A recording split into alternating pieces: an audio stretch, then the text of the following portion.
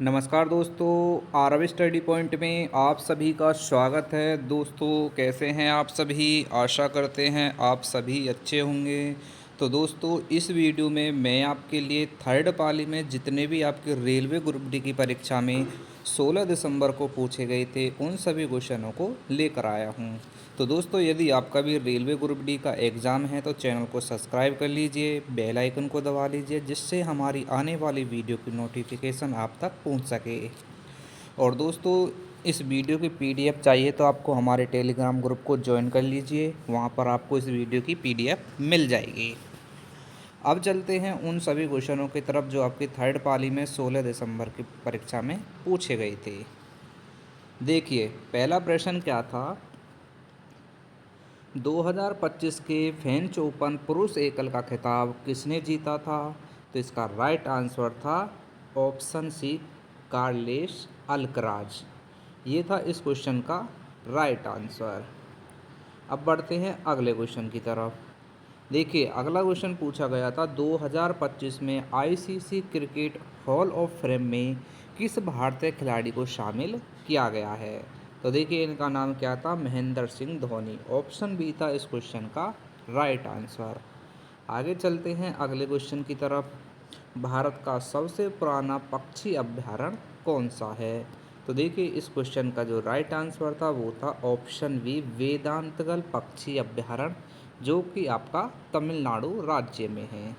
आगे देखिए अगला क्वेश्चन जो आपकी परीक्षा में पूछा गया था, T20 2025 में सबसे तेज 2000 रन बनाने वाले भारतीय बल्लेबाज कौन बने हैं? तो देखिए इनका नाम क्या है, यहाँ पर कौन से बल्लेबाज हैं?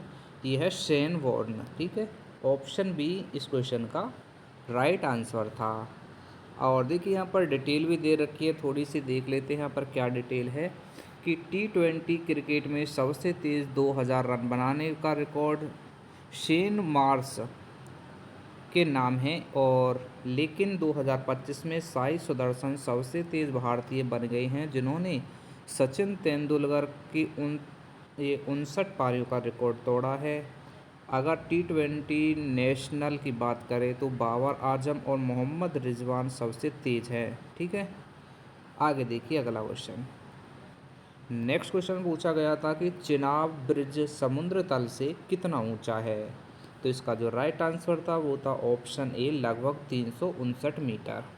चिनाब पुल की जो ऊंचाई है नदी तल से 359 मीटर है, जो इसे पेरिस के एफिल टावर लगभग 324 मीटर से भी 35 मीटर ऊंचा दुनिया का सबसे ऊंचा रेलवे पुल बनाता है। और यह जम्मू कश्मीर के रियासी ज़िले में स्थित है। इस बात को भी आपको याद रखना है। आगे देखिए अगला क्वेश्चन, किस लेंस को अभिसारी लेंस कहते हैं? तो राइट आंसर था इसका ऑप्शन बी, उत्तल लेंस। उत्तल लेंस अभिसारी लेंस है क्योंकि यह प्रकाश केंद्र को एक बिंदु पर मिलाता है। अब बढ़ते हैं अगले क्वेश्चन की तरफ। तो देखिए अगला क्वेश्चन जो पूछा गया था, देखिए इस क्वेश्चन को तो मैंने अभी आपको करा दिया है। अगला क्वेश्चन देखिए, स्मृति मंदना ने किस वर्ष अंतर्राष्ट्रीय ओडीआई क्रिकेट में 4000 रन पूरे किए हैं? तो ये कब पूरे किए हैं? 2025 में। और कब पूरे किए हैं? 10 जनवरी को। ठीक है, एग्जैक्ट डेट आपसे पूछे तो 10 जनवरी। अगला क्वेश्चन था देखिए, 2025 में आर्यभट्ट उपग्रह के प्रक्षेपण की कौन सी वर्षगांठ मनाई गई है? तो ये मनाई गई है 50वीं वर्षगांठ। ठीक है, क्योंकि देखिए ये कब प्रक्षेपित किया गया था? 19 अप्रैल 1975 में ये प्रक्षेपित किया गया था। तो देखिए 25 साल वो हो गए और 25 ये हो गए, तो टोटल आपके कितने हो गए? 50। ठीक है, आगे देखिए अगला क्वेश्चन, फुटबॉल में द्रोणाचार्य लाइफ टाइम अवार्ड 2025 से किसे सम्मानित किया गया है? तो नाम क्या था इसका? ऑप्शन ए, आर्मांडो कोलार को। ठीक है, देखिए अर्जुन पुरस्कार और ये द्रोणाचार्य पुरस्कार, इनसे हर शिफ्ट में क्वेश्चन पूछा जा रहा है। तो जितने भी व्यक्तियों को अर्जुन पुरस्कार, द्रोणाचार्य पुरस्कार दिया गया है सभी को याद कर लीजिए। आगे देखिए अगला क्वेश्चन। अगला क्वेश्चन था,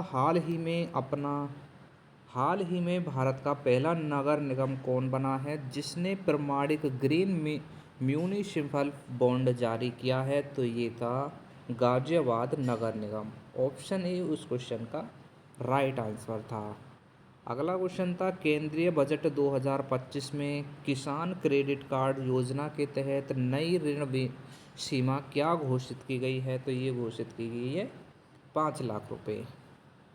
आगे देखिए अगला क्वेश्चन, एक समान गति का वेग समय ग्राफ कैसा होता है? तो आंसर था ऑप्शन सी समानांतर या समांतर रेखा में। एक समान गति में वस्तु का वेग स्थिर रहता है और त्वरण शून्य होता है। जब वेग समय के साथ नहीं बदलता है तो वेग समय ग्राफ में वेग का मान हर समय कैसा रहता है? समान। अगला क्वेश्चन था रक्त का कौन सा घटक भोजन CO2 और नाइट्रोजन युक्त अपशिष्ट का परिवहन करता है? तो इसका जो राइट आंसर था वो था ऑप्शन डी प्लाज्मा। प्लाज्मा रक्त का तरल भाग होता है जो शरीर में विभिन्न पदार्थों का परिवहन करता है। अगले क्वेश्चन में पूछा गया था कैल्शियम ऑक्साइड और जल मिलकर कैल्शियम हाइड्रोक्साइड बनाते हैं, यह किस प्रकार की अभिक्रिया का उदाहरण है? तो देखिए इसका जो राइट आंसर था वो था ऑप्शन सी संयोजन अभिक्रिया। फ्रेंड्स, अभी तक आपने हमारे चैनल को सब्सक्राइब नहीं किया है तो प्लीज़ चैनल को सब्सक्राइब कर लीजिए, क्योंकि इस चैनल पर 100% जो भी आपके रेलवे ग्रुप डी के एग्ज़ाम में क्वेश्चन पूछे जाते हैं सभी।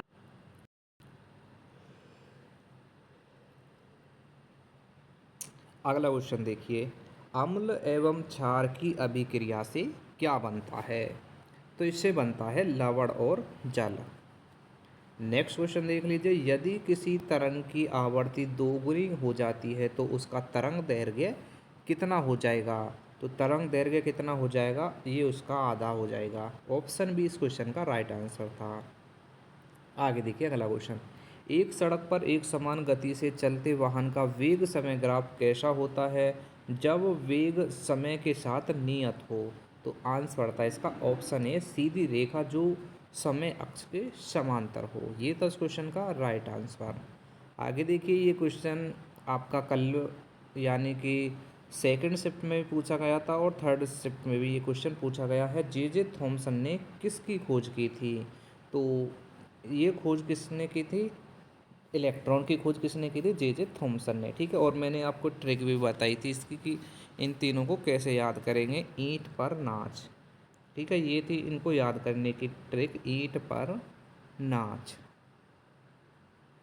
तो ई से क्या हो जाएगा? इलेक्ट्रॉन, और टे से क्या हो जाएगा? जे थॉमसन, जो कि इस क्वेश्चन का राइट आंसर है। ठीक है, पे से हो जाएगा प्रोटॉन और रे से हो जाएगा रदरफोर्ड। ठीक है, एन से क्या हो जाएगा?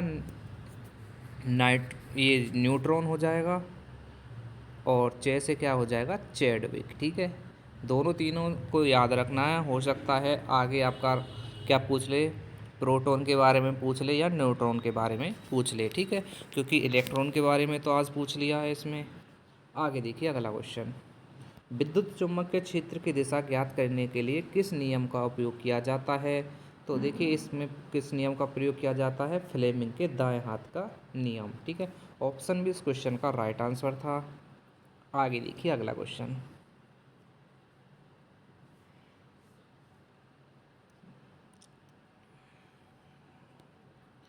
अगले क्वेश्चन में पूछा गया था, देखिए 12 वोल्ट के विभवांतर पर 1 ओम, 2 ओम, 3 ओम, 5 ओम और 10 ओम के प्रतिरोध को श्रेणी क्रम में जोड़ा जाए तो 10 प्रतिरोध में प्रवाहित धारा कितनी होगी? तो ये आपका न्यूमेरिकल का क्वेश्चन है और हम इसका आंसर बता देते हैं, सोल्व कर लेना। ऑप्शन सी इसका राइट आंसर था 0.6 एम्पियर। नेक्स्ट क्वेश्चन देख लीजिए, हवा से भरे गुब्बारे को दबाने पर या किसी खिलौने की चाबी भरने पर स्प्रिंग के संकुचन से उत्पन्न स्थितिज ऊर्जा किस पर निर्भर करती है? तो देखिए विकल्प तो यहाँ पर नहीं मिल पाए थे, लेकिन इसके बारे में अगर ऐसा क्वेश्चन पूछा जाए तो यहाँ पर देख लीजिए जानकारी दी गई है कि 2 कारकों पर निर्भर करती है। स्प्रिंग स्थिरांक, यह कारक स्प्रिंग की कठोरता को मापता है, और दूसरा क्या है? स्प्रिंग का स्थिरांक अधिक होता है। विस्थापन, यह देखिए दो, पहला था स्प्रिंग स्थिरांक और दूसरा क्या था, विस्थापन। और यह स्प्रिंग की संतुलन स्थिति से संपीड़न या खिंचाव की मात्रा या दूरी है। ठीक है, आगे देखिए अगला क्वेश्चन था, सीलिया किस में पाए जाते हैं? तो ये पाए जाते हैं श्वसन तंत्र में। ठीक है, देखिए यहाँ पर दिया गया है कि सीलिया सूक्ष्म बाल जैसी संरचना होती है जो श्वसन तंत्र जैसे नाक, श्वसनली, ट्रेकिया और आगे क्या दे रखा है, ब्रोनकाई की भीतरी सतह पर पाई जाती हैं। ठीक है, तो आंसर क्या था इसका, ऑप्शन सी, श्वसन तंत्र।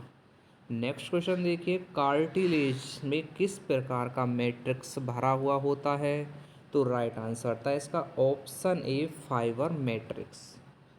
ये इस क्वेश्चन का राइट आंसर था। कार्टिलेज एक संयोजी ऊतक है जिसमें कोशिकाएं फाइबर युक्त अर्ध ठोस मैट्रिक्स में जमी होती हैं। और अगला क्वेश्चन जो पूछा गया था, कालिका से पौधे की वृद्धि किस विधि द्वारा होती है? तो ये होती है बायोफाइलम के द्वारा। ठीक है, एक मिनट, इसका जो आंसर होगा वो होगा ऑप्शन ए। ठीक है, बडिंग या मुकुलन के द्वारा। इस क्वेश्चन को सही कर लेना। अगला क्वेश्चन देख लीजिए, देखिए यहाँ पर आंसर आपको दिखा दिया है, ये रहा इसका ऑप्शन ए।